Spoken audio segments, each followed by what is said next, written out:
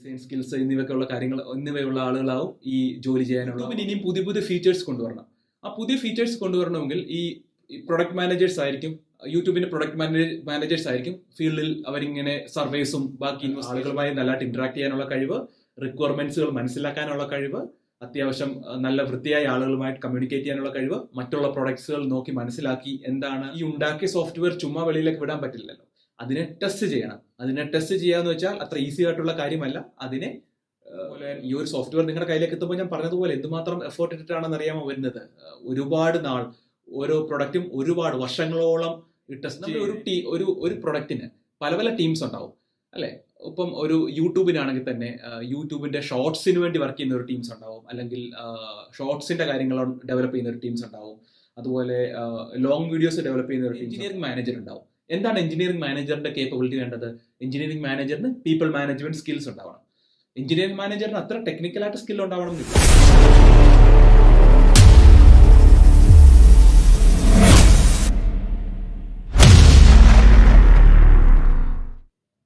Hello all, this is your Blunt Guy. Welcome to another video of the IT Company series. So, ഇന്ന് നമ്മൾ ഈ സീരീസിൽ കൂടെ നമ്മൾ സംസാരിക്കാൻ പോകുന്നത് നമ്മുടെ ഒരു പ്രൊഡക്റ്റ്, കഴിഞ്ഞ സീരീസ് നമ്മൾ പറഞ്ഞല്ലോ പ്രൊഡക്റ്റ് ബേസ്ഡ് കമ്പനിയും ഉണ്ട്, സർവീസ് ബേസ്ഡ് കമ്പനീസും ഉണ്ട്. ഈ ഒരു പ്രൊഡക്റ്റ് ബേസ്ഡ് കമ്പനിയിൽ ഏതൊക്കെ ടൈപ്പിലെ ജോലിയാണുള്ളത്, അല്ലെങ്കിൽ ഏതൊക്കെ ടൈപ്പിലെ എംപ്ലോയീസ് ആണുള്ളത് എന്നാണ് ഇന്ന് നമ്മൾ ഈ വീഡിയോയിൽ സംസാരിക്കാൻ പോകുന്നത്. അടുത്ത വീഡിയോയിൽ നമ്മൾ സർവീസ് ബേസ്ഡ് കമ്പനിയെ കുറിച്ച് സംസാരിക്കും. ഇപ്പോൾ ഈ വീഡിയോയിൽ നമ്മൾ പ്രൊഡക്റ്റ് ബേസ്ഡ് കമ്പനിയുടെ ജോലികളും അവിടെയുള്ള എംപ്ലോയീസുമാണ് നമ്മൾ ഫോക്കസ് ചെയ്യുന്നത്. സോ നമ്മൾ കഴിഞ്ഞ വീഡിയോയിൽ പറഞ്ഞതുപോലെ ഒരു പ്രൊഡക്റ്റ് ബേസ്ഡ് കമ്പനി എന്താണ്, അവരുടേതായ പ്രൊഡക്റ്റുകളാണ് അവർ ഡിസൈൻ ചെയ്ത് ഡെവലപ്പ് ചെയ്തിട്ട് ഫീൽഡിലേക്ക് ഇറക്കുന്നത് അല്ലേ. നമ്മൾ ഇതിനകത്ത് ചിന്തിക്കുന്നത് നമ്മൾ ആദ്യത്തെ ഒരു ജോലിയാണ് പ്രൊഡക്റ്റ് മാനേജർ അഥവാ PM. എന്താണ് ഈ പ്രൊഡക്റ്റ് മാനേജർ ചെയ്യുന്നത്? പ്രൊഡക്റ്റ് മാനേജറുടെ ജോലി എന്താണെന്ന് വെച്ച് കഴിയാമെങ്കിൽ നമുക്കൊരു പ്രൊഡക്റ്റ് ഉണ്ടാക്കുന്നതിന് മുമ്പ് ഫീൽഡിൽ, അതായത് കസ്റ്റമേഴ്സിന്റെ ഇടയ്ക്ക് അന്വേഷിച്ചിട്ട് എന്ത് ടൈപ്പിലെ പ്രൊഡക്റ്റ് ആയിരിക്കും എന്ത് ടൈപ്പിലെ പ്രൊഡക്റ്റ് ആയിരിക്കണം നമ്മൾ ഉണ്ടാക്കുന്നത്, അല്ലെങ്കിൽ എന്താണ് നമ്മൾ ആ പ്രൊഡക്റ്റിനകത്ത് വെക്കേണ്ട ഫീച്ചേഴ്സ് എന്നിവയെക്കുറിച്ച് ഒരു സ്റ്റഡി നടത്തി അതിന്റെ ഒരു റിപ്പോർട്ട് ചെയ്യാണ് PM അല്ലെങ്കിൽ പ്രൊഡക്റ്റ് മാനേജർ ചെയ്തത്. ഫോർ എക്സാമ്പിൾ, ഇപ്പം നമുക്കറിയാം വാട്സാപ്പിന് ഒരു ചാറ്റ് ഫെസിലിറ്റി ഉണ്ട്. അതുപോലെ ഇപ്പോൾ പുതിയൊരു കമ്പനി ഒരു ചാറ്റ് ഫെസിലിറ്റി, ഒരു ചാറ്റ് സോഫ്റ്റ്വെയറുമായി വരാൻ പ്ലാൻ ചെയ്യുന്നുണ്ടെങ്കിൽ അവരുടെ PM എന്താണ് ചെയ്യുന്നതെങ്കിൽ എന്ത് വെച്ച് കഴിഞ്ഞാൽ ആദ്യമേ നമ്മൾ മാർക്കറ്റിലുള്ള പ്രൊഡക്റ്റുകളെ കുറിച്ച് പഠിക്കും. ഓക്കെ, നമുക്ക് ഇന്ന പ്രൊഡക്റ്റുകളാണ് ഇപ്പോൾ ചാറ്റ് ചെയ്യാൻ വേണ്ടി മാർക്കറ്റിലുള്ളത്, അവർക്ക് ഇന്ന ഫീച്ചേഴ്സ് ഒക്കെ ഉണ്ട്, ഏതൊക്കെയാണ് ആളുകൾക്ക് കൂടുതൽ യൂസ് ചെയ്യാൻ താല്പര്യമുള്ള ഫീച്ചേഴ്സ്, ഇപ്പോൾ എക്സിസ്റ്റിംഗ് ആയിട്ടുള്ള പ്രൊഡക്റ്റുകളിൽ എന്തൊക്കെ ഫീച്ചറുകളാണ് ആദ്യം ആളുകൾ കൂടുതൽ യൂസ് ചെയ്യുന്നത്, ആ എക്സിസ്റ്റിംഗ് പ്രൊഡക്റ്റിന് ഇല്ലാത്തത് എന്തൊക്കെയാണ്, അത് നമ്മൾ എന്ത് വെച്ച് കഴിയാമെങ്കിലാണ് നമ്മുടെ പ്രൊഡക്റ്റ് ഒരു യുണീക്ക് സെല്ലിംഗ് ആയി നമുക്ക് വിൽക്കാൻ പറ്റുന്നത് എന്നീ കാര്യങ്ങളെക്കുറിച്ചെല്ലാം ഓരോ സ്റ്റഡീസ് നടത്തി അതിനെ റിപ്പോർട്ട് ചെയ്യുകയാണ് ഒരു പ്രൊഡക്റ്റ് മാനേജർ ചെയ്യുന്നത്. അതായത് ആ പ്രൊഡക്റ്റിന്റെ കംപ്ലീറ്റ് ഒരു മാനേജ് ചെയ്യുന്നത്, അല്ലെങ്കിൽ ആ പ്രൊഡക്റ്റിന്റെ ഫീൽഡുമായി റിലേറ്റ് ചെയ്ത ആളുകളുടെ റെസ്പോൺസുകൾ എങ്ങനെയാണ്, അതുമായി അങ്ങനത്തെ സിമിലർ പ്രൊഡക്റ്റുകളുടെ എന്നിട്ട് എന്തൊക്കെയാണ് നമുക്ക് വേണ്ടത് എന്നീ കാര്യങ്ങളെല്ലാം നമുക്ക് കണ്ടുപിടിക്കുന്നത്. അല്ലെങ്കിൽ ഒരു പുതിയ പ്രൊഡക്റ്റ് സ്റ്റാർട്ട് ചെയ്യുകയാണെങ്കിൽ, ഇപ്പോൾ എക്സിസ്റ്റിംഗ് ആയിട്ടുള്ള ഒരു പ്രൊഡക്റ്റ് നമ്മൾ യൂട്യൂബ് എടുക്കുന്നു, എക്സിസ്റ്റിംഗ് ആണ്. ഇപ്പോൾ യൂട്യൂബിന് ഇനിയും പുതിയ പുതിയ ഫീച്ചേഴ്സ് കൊണ്ടുവരണം. ആ പുതിയ ഫീച്ചേഴ്സ് കൊണ്ടുവരണമെങ്കിൽ ഈ പ്രൊഡക്റ്റ് മാനേജേഴ്സ് ആയിരിക്കും, യൂട്യൂബിന്റെ പ്രൊഡക്റ്റ് മാനേജേഴ്സ് ആയിരിക്കും ഫീൽഡിൽ അവരിങ്ങനെ സർവേസും ബാക്കി ഇൻവെസ്റ്റിഗേഷൻസും ഒക്കെ നടത്തിയിട്ട് അവരിങ്ങനെ തീരുമാനിക്കുന്നത്, അല്ലെങ്കിൽ അവരിങ്ങനെ കണ്ടുപിടിക്കുന്നത് ഒക്കെ ഈ ആളുകൾക്ക് ഇന്ന ഫീച്ചേഴ്സ് വന്നു കഴിയാമെങ്കിൽ നല്ലതായിരിക്കാം, ആളുകൾക്ക് ഇഷ്ടപ്പെടുമായിരിക്കും എന്നിങ്ങനെ പല കാര്യങ്ങളും. പിന്നെ നമ്മൾ യൂസേഴ്സ് ഫീഡ്ബാക്ക് കൊടുക്കുന്ന ഫീഡ്ബാക്സുകളൊക്കെ റീഡ് ചെയ്യുക, അതിനകത്ത് എന്തൊക്കെ ഫീച്ചർ ആയിരിക്കും ആളുകൾക്ക് വേണ്ടത് എന്ന ഒരു ഡിസിഷൻ, എന്ന ഒരു പ്ലാൻ സബ്മിറ്റ് ചെയ്യുകയാണ് നമ്മുടെ പ്രൊഡക്റ്റ് മാനേജേഴ്സ് ചെയ്യുന്നത്. അതാണ് ഒരു IT പ്രൊഡക്റ്റ് ബേസ്ഡ് കമ്പനിയുടെ ഒരു ഫസ്റ്റ് ജോബ്, പ്രൊഡക്റ്റ് മാനേജർ. എന്താണ് ഈ ജോലിക്ക് വേണ്ടത്? ഈ ജോലിക്ക് വേണ്ടത് നല്ല ആളുകളുമായി നല്ലതായിട്ട് ഇന്ററാക്ട് ചെയ്യാനുള്ള കഴിവ്, റിക്വയർമെന്റ്സുകൾ മനസ്സിലാക്കാനുള്ള കഴിവ്, അത്യാവശ്യം നല്ല വൃത്തിയായ ആളുകളുമായിട്ട് കമ്മ്യൂണിക്കേറ്റ് ചെയ്യാനുള്ള കഴിവ്, മറ്റുള്ള പ്രൊഡക്ട്സുകൾ നോക്കി മനസ്സിലാക്കി എന്താണ് നമുക്ക് ലാക്ക് ചെയ്യുന്നത്, അല്ലെങ്കിൽ എന്താണ് നമുക്ക് എക്സ്ട്രാ വേണ്ടത് എന്ന് മനസ്സിലാക്കാനുള്ള കഴിവ്. ഇതൊക്കെയാണ് ഒരു പ്രൊഡക്റ്റ് മാനേജറിന്റെ ബേസിക് ആയിട്ടുള്ള ക്വാളിഫിക്കേഷൻസ്. പിന്നെ ഇനി നമുക്ക് അടുത്തത് പ്രൊഡക്റ്റ് മാനേജേഴ്സ് കഴിഞ്ഞാൽ നമുക്ക് എഞ്ചിനീയറിംഗ് ഡിപ്പാർട്ട്മെന്റിലേക്ക് വരാം. ഒരു എഞ്ചിനീയറിംഗ് ഡിപ്പാർട്ട്മെന്റിൽ പല ടൈപ്പിലെ എംപ്ലോയീസ് ഉണ്ടാവും. മെയിൻലി എഞ്ചിനീയറിംഗ് ഡിപ്പാർട്ട്മെന്റ് എൻജിനീയേഴ്സ് ഉണ്ടാവും. സോ എഞ്ചിനീയേഴ്സ് ആണ് ഫൈനലി ദ ഗ്രൗണ്ട് വർക്ക്. ഈ പ്രൊഡക്റ്റ് മാനേജറുടെ പ്രപ്പോസൽസിനെ അനലൈസ് ചെയ്തിട്ട് അത് നമുക്കൊരു എഞ്ചിനീയറിംഗ് പ്രൊഡക്റ്റിലേക്ക് കൺവേർട്ട് ചെയ്യാൻ പറ്റുമോ എന്ന് നോക്കുന്നത് എഞ്ചിനീയേഴ്സ് ആണ്. ആ എഞ്ചിനീയറിംഗ് ഡിപ്പാർട്ട്മെന്റിൽ തന്നെ മൾട്ടിപ്പിൾ ആയിട്ട് പല എഞ്ചിനീയേഴ്സ് ഉണ്ടാവും, പല ടൈപ്പിലെ എഞ്ചിനീയേഴ്സ് ഉണ്ടാവും. സോഫ്റ്റ്വെയർ ഡെവലപ്പേഴ്സ് ഉണ്ടാവും. അതായത് സോഫ്റ്റ്വെയർ ഡെവലപ്പേഴ്സ് ആണ് സോഫ്റ്റ്വെയറുകൾ ഡെവലപ്പ് ചെയ്യുന്നത്, അതായത് സോഫ്റ്റ്വെയർ ഉണ്ടാക്കുന്നത്. ഈ സോഫ്റ്റ്വെയർ ഉണ്ടാക്കാൻ വേണ്ടി കുറച്ച് സോഫ്റ്റ്വെയർ ഡെവലപ്പേഴ്സ് ഉണ്ടാവും എഞ്ചിനീയേഴ്സിനകത്ത്. ഈ ഉണ്ടാക്കിയ സോഫ്റ്റ്വെയർ ചുമ്മാ വെളിയിലേക്ക് വിടാൻ പറ്റില്ലല്ലോ, അതിനെ ടെസ്റ്റ് ചെയ്യണം. അതിനെ ടെസ്റ്റ് ചെയ്യാന്ന് വെച്ചാൽ അത്ര ഈസി ആയിട്ടുള്ള കാര്യമല്ല. അതിനെ നല്ല തൊറവായി ടെസ്റ്റ് ചെയ്ത് അതിന് ബഗ്സുകൾ, അതായത് പ്രോബ്ലംസ് ഒന്നും ഇല്ല എന്ന് ഉറപ്പുവരുത്തണം. അതിനുവേണ്ടി സോഫ്റ്റ്വെയർ ടെസ്റ്റേഴ്സ് ഉണ്ടാവും. ഈ ജോലികളെ കുറിച്ചൊക്കെ ഡീറ്റെയിൽ ആയിട്ട് നമ്മൾ പുറമേ അടുത്തുള്ള സീരീസുകളിൽ പറയുന്നതായിരിക്കും. ഇപ്പോൾ ജസ്റ്റ് ഹൈ ലെവലായിട്ട് നമ്മൾ പറഞ്ഞു പോകുന്നു. സോഫ്റ്റ്വെയർ ഡെവലപ്പേഴ്സ് ഉണ്ടാവും, സോഫ്റ്റ്വെയർ ടെസ്റ്റ് എഞ്ചിനീയേഴ്സ് ഉണ്ടാവും, പിന്നെ ഡിസൈനേഴ്സ് ഉണ്ടാവും, സോഫ്റ്റ്വെയർ ഡിസൈനേഴ്സ് ഉണ്ടാവും. അതായത് ഈ നമ്മുടെ ഡെവലപ്പർ ഈ ഡെവലപ്പ് പ്രോഗ്രാം എഴുതുന്നതിന് മുമ്പ് ഈ പ്രൊഡക്റ്റിനെ എങ്ങനെയാണ് ഒരു ഡിസൈൻ ചെയ്യണം, അതായത് അതിന്റെ യൂസർ ഇന്റർഫേസ്, അതെങ്ങനെ ഇരിക്കണം, അതിനകത്ത് എന്തൊക്കെ ബട്ടൺസ് വേണം, എന്തൊക്കെ ഓപ്ഷൻസ് വേണം എന്നിങ്ങനെ കാര്യങ്ങളെക്കുറിച്ച് ഒരു ഡിസൈൻ ചെയ്യണം. അതിനൊരു കുറച്ചൊരു ഡിസൈനിങ് സ്കില്ലൊക്കെ ഉള്ള ആളുകളായിരിക്കും ഉണ്ടാവുക. ഒരു കളർ സെൻസ്, ഡിസൈൻ സ്കിൽസ് എന്നിവയുള്ള ആളുകളാവും ഈ ജോലി ചെയ്യാനുള്ളവ. അവർക്ക് PM-ന്റെ കയ്യിൽ നിന്ന് റിക്വയർമെന്റ് കിട്ടിക്കഴിഞ്ഞാൽ അവർ ഈ എങ്ങനെയായിരിക്കും ഇന്റർഫേസ് വേണ്ടത്, അതിന്റെ ഒരു ഇന്റർഫേസ് അവർ ഒരു ഇന്റർഫേസ് റെഡിയാക്കുന്നു, അപ്രൂവൽ വാങ്ങുന്നു. നമ്മുടെ പ്രൊഡക്റ്റ് ഇങ്ങനെയായിരിക്കാം നമ്മുടെ പ്രൊഡക്റ്റ് ലുക്ക് വൈസിൽ എന്നുള്ള കാര്യങ്ങൾ അവരാണ് ഡീൽ ചെയ്യുന്നത്. പിന്നെ എഞ്ചിനീയേഴ്സ് കഴിഞ്ഞു, ടെസ്റ്റേഴ്സ് കഴിഞ്ഞു, ഡിസൈനേഴ്സ് കഴിഞ്ഞു.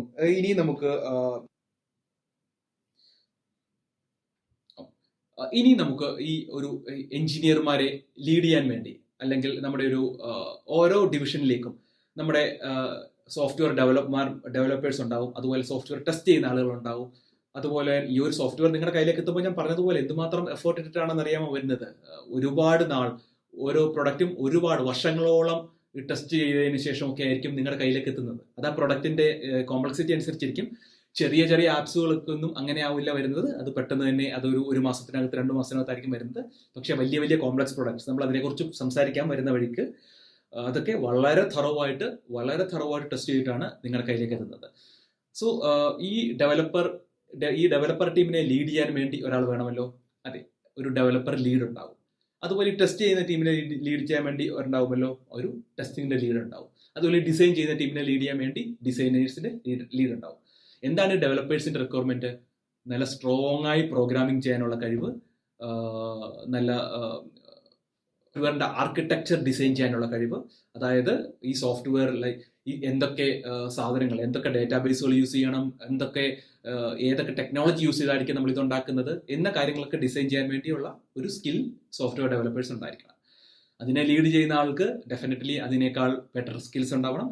അതുപോലെ സോഫ്റ്റ്വെയർ ടെസ്റ്റ് എഞ്ചിനീയേഴ്സിന് എങ്ങനെയാണ് ഈ പ്രൊഡക്റ്റിനെ, അല്ലെങ്കിൽ സോഫ്റ്റ്വെയറിനെ ടെസ്റ്റ് ചെയ്യുന്ന ആളുകൾക്ക് എങ്ങനെയാണ് ഈ ഡെവലപ്പർ ഉണ്ടാക്കി തരുന്ന ഈ പ്രൊഡക്റ്റിനെ എങ്ങനെയാണ് ബ്രേക്ക് ചെയ്യാവും, അതായത് എങ്ങനെ നോക്കിക്കഴിഞ്ഞാൽ ഇതിനെ വർക്ക് ആക്കാതിരിക്കാം എന്നാണ് സോഫ്റ്റ്വെയർ ടെസ്റ്റേഴ്സ് ചിന്തിക്കുന്നത്. അങ്ങനെ ചിന്തിച്ചു കഴിഞ്ഞാൽ മാത്രമാണ് അവർക്ക് അതിനകത്ത് പ്രോബ്ലംസ് കണ്ടുപിടിക്കാൻ പറ്റുന്നത്, ഫിക്സ് ചെയ്യാൻ പറ്റുന്നത്, അല്ലെ?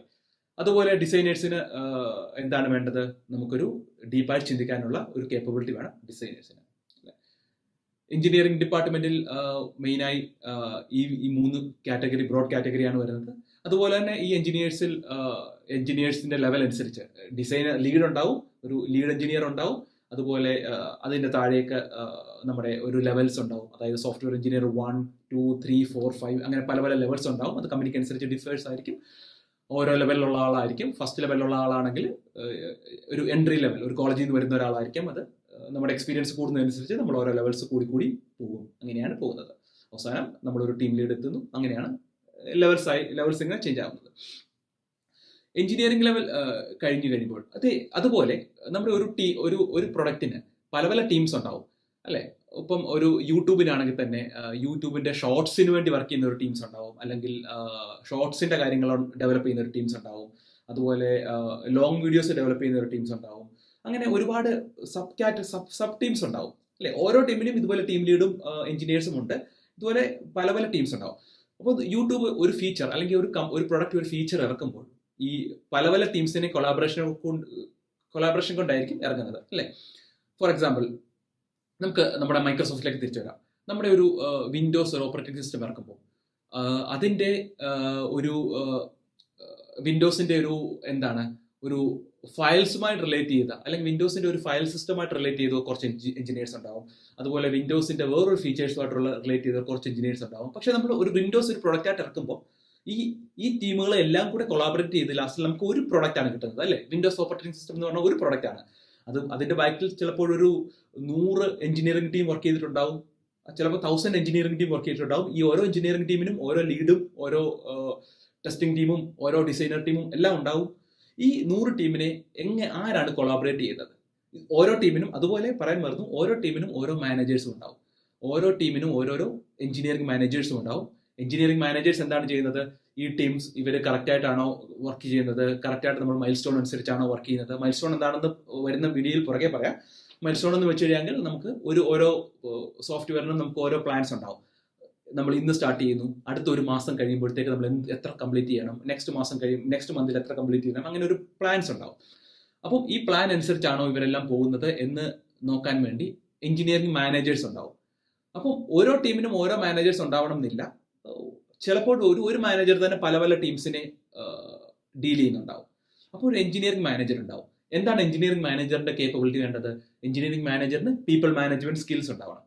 എഞ്ചിനീയറിംഗ് മാനേജറിന് അത്ര ടെക്നിക്കലായിട്ട് സ്കിൽ ഉണ്ടാവണം എന്നില്ല, പക്ഷേ നമ്മുടെ ഒരു ആളുകളെ മാനേജ് ചെയ്യാനുള്ള, അതായത് ഈ പ്രൊജക്റ്റിൽ ഇത്ര ആളുകൾ കൊണ്ട് കംപ്ലീറ്റ് ചെയ്യാൻ പറ്റുമോ, അല്ലെങ്കിൽ നമുക്ക് കൂടുതൽ ആളുകളെ വേണോ, ആ പ്രൊജക്റ്റ് നമുക്ക് പറഞ്ഞ ടൈമിൽ ഡെലിവറി ചെയ്യാൻ പറ്റുമോ എന്ന് ഉള്ള കാര്യങ്ങൾ മൊത്തം ഡീൽ ചെയ്യുന്നത് എഞ്ചിനീയറിംഗ് മാനേജറാണ്. കാര്യങ്ങൾ മൊത്തം ചിന്തിക്കുന്നതും അനലൈസ് ചെയ്യുന്നതും എല്ലാം എഞ്ചിനീയറിംഗ് മാനേജറാണ്.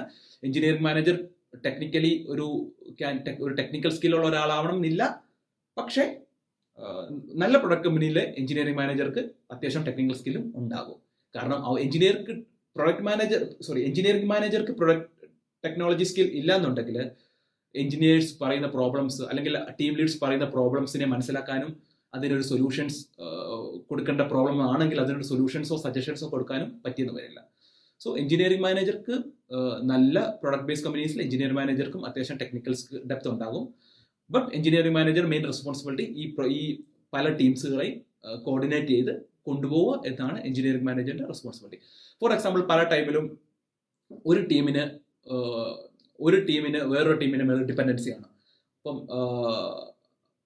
ഇപ്പോൾ മൈക്രോസോഫ്റ്റിന്റെ കേസിലാണെങ്കിൽ എക്സാമ്പിൾ, നമ്മൾ ഒരു ഫയൽ നമ്മൾ ഓപ്പൺ ചെയ്ത് അതിനകത്ത് ഡേറ്റ റൈറ്റ് ചെയ്യുന്നു. അപ്പോൾ ഡേറ്റ റൈറ്റ് ചെയ്യുമ്പോൾ അത് നമ്മുടെ ഡിസ്കിനകത്തേക്ക് പോയി സ്റ്റോർ ചെയ്യണം. അപ്പോൾ സ്റ്റോർ ചെയ്യുന്ന ഡേറ്റ ഡിസ്കുമായിട്ട് റിലേറ്റ് ചെയ്ത ഒരു ടീം ഉണ്ടാവും, ഈ ഫയൽസുമായിട്ട് റിലേറ്റ് ചെയ്ത ഒരു ടീം ഉണ്ടാവും. അപ്പോൾ ഈ രണ്ട് ടീമുകൾ തമ്മിൽ ഒരു കണക്ഷൻ ഉണ്ട്. കാരണം ഡേറ്റ റൈറ്റ് ചെയ്യുമ്പോൾ ഫയൽസ് ഡിസ്കിനകത്തേക്കാണ് പോകുന്നത്. അപ്പോൾ ഈ രണ്ട് ടീം തമ്മിൽ ഒരു ഇന്റഗ്രേഷനും ഒരു കൊളാബറേഷനും വേണം. ഈ കൊളാബറേഷൻസ് നടക്കുന്നുണ്ട് എന്ന് ഉറപ്പുവരുത്തുന്നത് എഞ്ചിനീയറിംഗ് മാനേജർ റെസ്പോൺസിബിലിറ്റിയാണ്. ഈ എല്ലാ ടീമുകളും തമ്മിൽ അവർക്ക് ഹെൽപ്പ് വേണ്ടത് കിട്ടുന്നുണ്ട്, അല്ലെങ്കിൽ എല്ലാവർക്കും പ്രൊസീഡ് ചെയ്യാൻ പറ്റുന്നുണ്ട് എന്ന് ഉറപ്പുവരുത്തുന്നത് എഞ്ചിനീയറിംഗ് മാനേജറാണ്. ഈ എഞ്ചിനീയറിംഗ് മാനേജറുടെ മുകളിൽ ഡയറക്ടേഴ്സ് ഉണ്ടാവും. എഞ്ചിനീയറിംഗ് മാനേജേഴ്സിനെ ഡീൽ ചെയ്യുന്ന ഡയറക്ടേഴ്സ്, അതായത് നമ്മുടെ പ്രൊജക്ടിന്റെ സ്റ്റാറ്റസ് എഞ്ചിനീയറിംഗ് മാനേജേഴ്സ് ഡയറക്ടേഴ്സിന് അപ്ഡേറ്റ് ചെയ്യും. ഡയറക്ടേഴ്സിന് മുകളിൽ സീനിയർ ഡയറക്ടേഴ്സ് ഉണ്ടാവും, അതിന് മുകളിൽ VP ഉണ്ടാവും, എഞ്ചിനീയറിംഗ് VP ഉണ്ടാവും, VPയുടെ മുകളിൽ എക്സിക്യൂട്ടീവ്സ് ഉണ്ടാവും, അതായത് CEO പോലെയുള്ള ആളുകൾ ഉണ്ടാകും.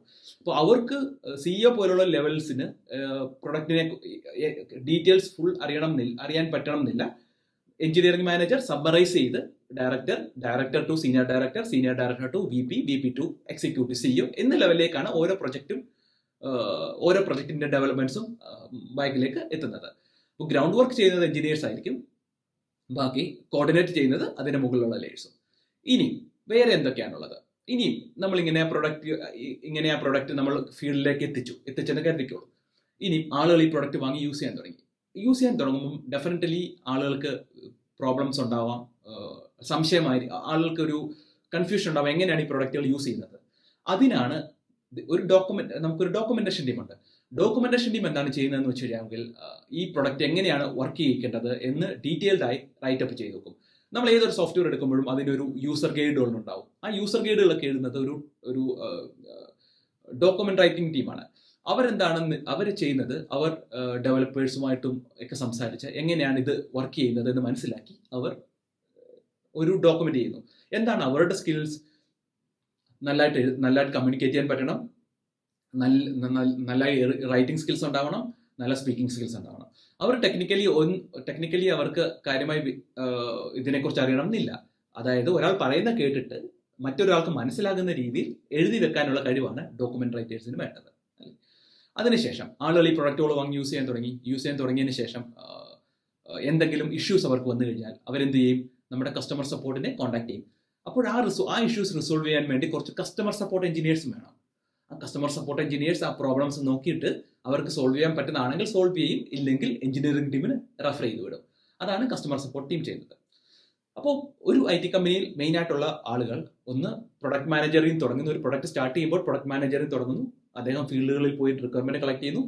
എഞ്ചിനീയേഴ്സ് തുടങ്ങുന്നു. എഞ്ചിനീയേഴ്സിൽ തന്നെ മൾട്ടിപ്പിൾ ടീംസ് കാണും. ഒരു പ്രൊഡക്റ്റിന്റെ പുറകിൽ ഓരോ ടീമിലും എഞ്ചിനീയേഴ്സ് ഉണ്ടാവും, ഡെവലപ്മെന്റ് എഞ്ചിനീയേഴ്സ് ഉണ്ടാവും, ടെസ്റ്റ് എഞ്ചിനീയേഴ്സ് ഉണ്ടാവും, ഡിസൈനർ എഞ്ചിനീയേഴ്സ് ഉണ്ടാവും. ഓരോ ടീമിനും ഓരോ ടീം ലീഡുകൾ ഉണ്ടാവും. അങ്ങനെ മൾട്ടിപ്പിൾ ടീംസിനെ മാനേജ് ചെയ്യാൻ വേണ്ടി മാനേജേഴ്സ് ഉണ്ടാവും. മാനേജേഴ്സിന് മുകളിൽ ഡയറക്ടേഴ്സ് ഉണ്ടാവും, സീനിയർ ഡയറക്ടേഴ്സ് ഉണ്ടാവും, VP ഉണ്ടാവും, എക്സിക്യൂട്ടീവ് ലെവൽ ഉണ്ടാവും, ഡോക്യുമെന്റ് റൈറ്റിംഗ് ടീം ഉണ്ടാവും, കസ്റ്റമർ ടീം ഉണ്ടാവും. ഇത്രയുമാണ് ഒരു മെയിൻലി ഒരു എഞ്ചിനീയറിംഗ് ഒരു പ്രൊഡക്റ്റ് ബേസ്ഡ് കമ്പനിയിലെ എംപ്ലോയീസ് അല്ലെങ്കിൽ ഒരു ജോലി എന്ന് പറയുന്നത്. ഇത് കമ്പനിക്ക് അനുസരിച്ച് ഡിഫറൻസ് വരും. അതായത് ഒരുപാട് കോംപ്ലക്സ് പ്രൊഡക്ട്സുകളൊക്കെ ആണെങ്കിൽ, ഫോർ എക്സാമ്പിൾ ഒരു ഓപ്പറേറ്റിംഗ് സിസ്റ്റം മൈക്രോസോഫ്റ്റിന്റെ പോലെ ഒരു കമ്പനിയൊക്കെ ആണെങ്കിൽ ഒരുപാട് ടീംസുകൾ ഉണ്ടാവും. ഇത്രയുമല്ല, ഒരുപാട് ടീംസ് ഉണ്ടാവും. പക്ഷേ ഒരു ഹൈ ലെവലിൽ ഇത്രയുമാണ് നമ്മുടെ ഒരു പ്രൊഡക്റ്റ് കമ്പനികളുടെ ടീംസ് എന്ന് പറയുന്നത്. സോ ഈ വീഡിയോ ഇഷ്ടമായെങ്കിൽ ലൈക്ക് ചെയ്യുക. ഫർദർ വീഡിയോസ് താഴെ വരുന്നുണ്ട്. ഈ സീരീസിലെ രണ്ടാമത്തെ വീഡിയോ ആണിത്. കൂടുതൽ വീഡിയോസും കൂടുതൽ ഇൻഫോർമേറ്റീവ് ആയിട്ടുള്ള വീഡിയോസുമായി വീണ്ടും കാണാം. Signing off. ബൈ.